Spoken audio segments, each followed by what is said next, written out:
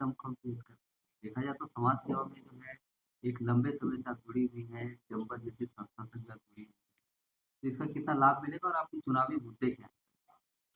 सभी को मेरा नमस्कार। और मुझे बहुत खुशी है कि आप लोग हमेशा आते हैं हम लोगों के अनुभवों और हम लोगों के विचारों को एक दूसरे से साझा करने के लिए और हमारी बातों को जनता तक पहुंचाने के लिए। जैसा कि आपने बताया कि मैं झारखंड चेंबर ऑफ कॉमर्स से जुड़ी हूँ, तो डेफिनेटली एक बहुत बड़ा व्यापारिक मंच है जहाँ पे मैं एग्जीक्यूटिव मेंबर के रूप में अभी कार्यरत हूँ।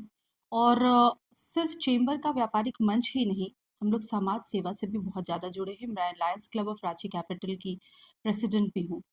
यही नहीं, बहुत सारी संस्थाएँ हैं, जैसे शक्ति सर्कल्स एक संस्था है जिसमें मैं महिला उद्यमिता के लिए कार्य कर रही हूँ। और हम लोग बहुत सारे ऐसे समर्पण तरह के चीज़ों पे कार्य करते हैं जिसमें ना सिर्फ महिलाओं का बल्कि बच्चों के विकास के लिए भी कार्य होता है। ये जो मंच है जहाँ पे आज मैं आपके सामने वार्ड पार्षद के प्रत्याशी के रूप में वार्ड नंबर 9 से क्रमांक 1, जिसमें मेरा अलमारी छाप मिला है मुझे, वहाँ पे मैं आप सबके सामने उपस्थित हुई हूँ। ये सिर्फ एक एक छोटा-सा तुरंत लिया हुआ डिसीजन नहीं है, ये लगातार चलता हुआ एक क्रम है, जिस क्रम में आज मैं आगे आई हूँ। मैं अपने बारे में बताना चाहती हूँ कि अ, मेरे पिताजी रांची यूनिवर्सिटी में professor dean science professor doctor Mahendra Prasad, जो कि अब नहीं रहे। हालाँकि ना उनकी जो सारा आशीर्वाद, हमारे माँ-पिता का आशीर्वाद हमारे साथ है। और उन्होंने हमेशा सिखाया कि आप सिर्फ़ खुद के लिए नहीं, जब आप किसी मुकाम पे पहुँचते हो, तो आपको एक गिविंग बैक टू सोसाइटी का एक फीलिंग हमेशा आपके अंदर होना चाहिए। तो ये जो पार्षद पद का ये प्रत्याशी होना, ये आपको दिखाता है कि मैं कहीं न कहीं अपने समाज के जो भी कठिनाइयों को दूर करने के लिए आपके समक्ष उपस्थित हुई हूँ। ये जो वार्ड नंबर 9 है, ये यूनिवर्सिटी कॉलोनी, बरियादू हाउसिंग कॉलोनी, जोड़ा तालाब, रानी बागान, चेशायर होम, ये सारा क्षेत्र आता है। सत्तार कॉलोनी और उधर पे हैदर अली लेन, ये सारे बहुत सारे ऐसे परिसीमन हैं जो हमारे वार्ड नंबर 9 में आते हैं। मेरा बचपन रांची यूनिवर्सिटी के एक छोटे से ब्लॉक से शुरू हुआ। और वो ब्लॉक में मैं शुरू से पढ़ाई लिखाई सारी चीज़ें हमारी वहीं हुई। और मुझे एक लगाव सा है आपका, एक होता है ना बिलोंगिंगनेस, यानी कि आप जब किसी चीज़ को अपना मानते हैं। जैसे मैं एक उदाहरण देती हूँ कि आप जब किसी स्कूल से पढ़ के निकलते हैं तो आप हमेशा उसको बोलते हैं मेरा स्कूल। और वो थ्रू आउट द लाइफ आप बोलते रहते हैं मेरा स्कूल, जबकि आप उस स्कूल से एक पत्ता एक ईंटा कुछ नहीं लाते हैं, है ना? लेकिन आप हमेशा बोलते हैं मेरा। तो जब मैं कॉलोनी में थी और कॉलोनी में हूँ, तो मैं हमेशा बोलती हूँ मेरा कॉलोनी, मेरा घर, मेरा परिवार। तो ये एक जो फीलिंग है ना, वो हमेशा काम करती है।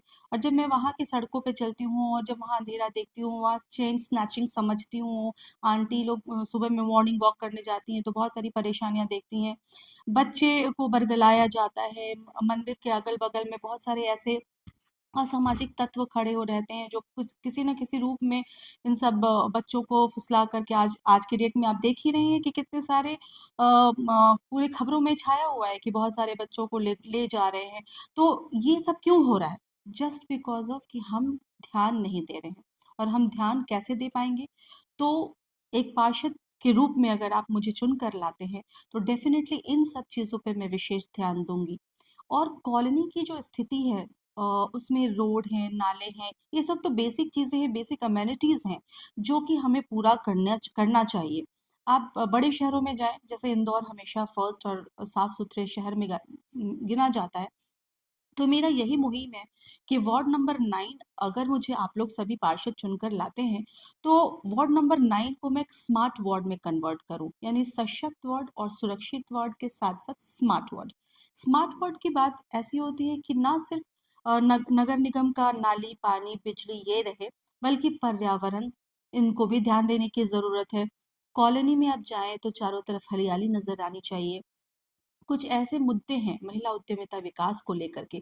बहुत सारी महिलाएँ घर में रहती हैं, घर से कुछ ना कुछ कार्य करती हैं, तो उनको एक ऐसा प्लेटफ़ॉर्म मिले, एक छोटा-छोटा अनुदान मिले, छोटा-छोटा लोन का व्यवस्था हो, जिससे वो अपने, बहुत बड़ा लोन नहीं, मात्र 10,000 20,000 से भी वो लोग अपने कार्य को शुरू कर सकती हैं। इस तरह की भी प्राथमिकताओं को मैंने ध्यान में रखा है। और एक चीज़ है कि अगर मुझे काम करने का मौका मिलता है, तो मैं बच्चों को मोबाइल से दूर होने के लिए एक मुहिम चलाना चाहती हूँ, कॉलोनी में वार्ड वाइज़। ये मैंने अपने एजेंडा में बहुत इम्पोर्टेंटली रखा है, क्योंकि आज आप देखे होंगे कि 3 बच्चियाँ पूरा एक ऐसी 3 जी, मंजिल कितनी ऊँची मंजिली इमारतों से जस्ट बिकॉज़ ऑफ मोबाइल में वो कोरियन कोई गेम देख रही थी और वो अपना कूद गईं और उनका जान चला गया। तो ये सब क्यों हुआ? आखिर 15-16 साल के बच्चे इस तरह के लपेट में हैं, तो क्या अब आज की जो मम्मियाँ हैं, चाहे जो एक काम करने के समय बच्चों को मोबाइल दे देती हैं, चाहे स्कूल से लौट कर आए तो कुछ नहीं करने के लिए, पार्क नहीं है, कुछ नहीं है, तो वो लोग बस मोबाइल ले लिया। तो इन सब से हम लोग उनको कैसे थोड़ा विमुख कर सकते हैं, कैसे दूर कर सकते हैं, उसके लिए एक छोटे-छोटे क्लब हाउस जैसा, आफ्टर स्कूल प्रोग्राम्स जैसा कुछ ना कुछ हम लोग म एक बनाएँगे।